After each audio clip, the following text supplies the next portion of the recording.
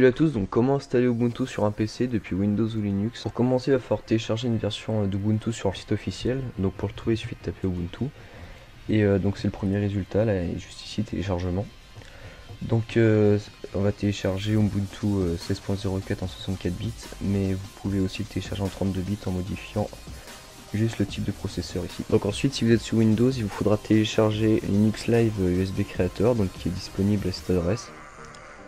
Donc qui est un .exe, donc je pourrais pas le démarrer sous Linux. Et pour savoir comment s'en servir, il y a un guide d'utilisation disponible sur le site. Sinon, si vous êtes sous Linux, il vous suffira de démarrer le créateur de clé USB de démarrage, donc qui vous affichera cet écran. Ensuite, donc là vous sélectionnez l'image d'Ubuntu, donc normalement qui se trouve dans les téléchargements, et ensuite de sélectionner la clé USB que vous voulez et de faire créer un disque de démarrage. Voilà, donc maintenant vous avez votre clé USB qui est prête, donc tout ce qui vous reste à faire c'est de la mettre dans le PC que vous voulez installer sous Ubuntu, le redémarrer et en même temps qu'il démarre, appuyer plein de fois sur la touche F12. Ça devrait normalement ouvrir le menu de boot, donc vous pourrez choisir entre une clé USB, un disque ou le booter normalement sous Windows. Et donc vous choisissez la clé USB. Et ensuite vous devriez avoir le même écran que moi. Donc moi je vais le faire depuis une machine virtuelle pour pouvoir filmer et qu'on puisse voir la procédure à suivre.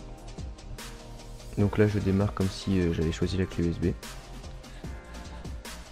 Donc ça c'est rien. Voilà. Donc vous aurez un écran comme ça. Donc Ubuntu qui se charge. Il faut attendre un peu.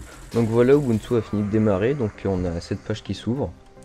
Donc pour faire l'installation, donc je vais choisir de le mettre en français. Comme ça on pourra comprendre ce qui est écrit. Donc voilà, français.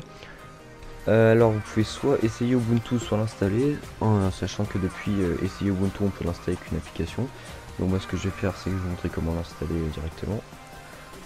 Donc on clique sur installer et donc on peut choisir entre télécharger les mises à jour pendant Ubuntu, ça va prendre plus de temps mais il faut avoir une connexion internet, ou installer les logiciels tierces qui aussi requièrent une connexion internet et qui prennent plus de temps.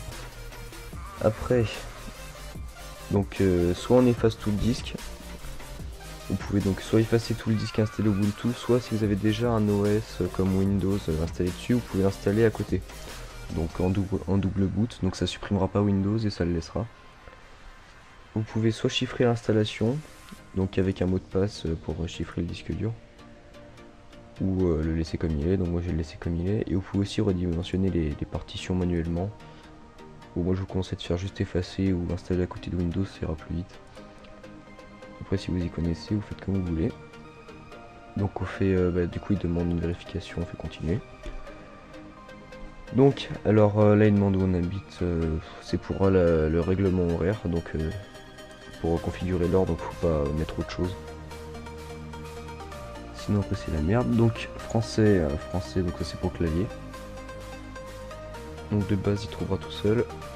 Donc là on met le nom du PC, par exemple test. Enfin non, le nom, là c'est le nom de compte, là c'est le nom, comment s'appellera le PC sur le réseau. Nom d'utilisateur. Le mot de passe, donc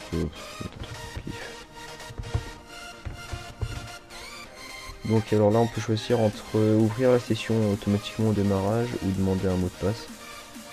Je vais mettre ouvrir tout seul, voilà, continuer. Donc là il va s'installer pendant un certain temps. L'installation est terminée, donc on va pouvoir redémarrer le PC. Donc par contre avant de le faire il va falloir enlever la clé USB pour éviter que ça le reboot en installation.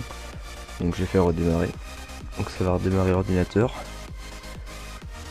Donc du coup maintenant il est sous Ubuntu. Faut juste attendre un peu qu'il se redémarre. Et Ubuntu fonctionne. Si ce tutoriel vous a été utile, n'oubliez pas de mettre un like. Si vous avez un problème, dites-le en commentaire pour que je puisse vous aider. Allez, salut!